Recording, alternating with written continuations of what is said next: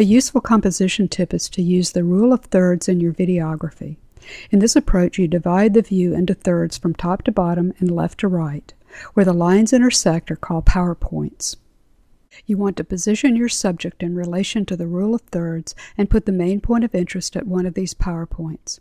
Here is an example where I'm positioned in the left third with me at a power point and the subject, a mangrove tree I'm talking about, in the right third of the shot.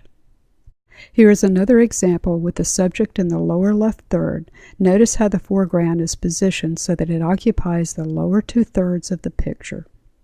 By using this rule, your shots will be more interesting than if they are composed with the subject right in the center of the shot, as here. Notice how this shot does not draw your attention as well as the next one.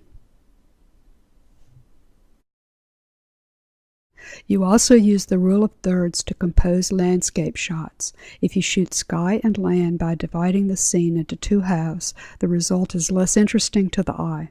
Here I've positioned the landscape and myself so that the entire shot follows the rule of thirds. The rule of thirds is also useful in designing animations and other illustrations. Another reason to use the rule of thirds to position your interview subject is that it gives you some space to insert a picture-in-picture which can be used to illustrate what the subject is talking about. Here I position myself according to the rule of thirds, and when I edited the video I inserted an animation showing the area I was describing.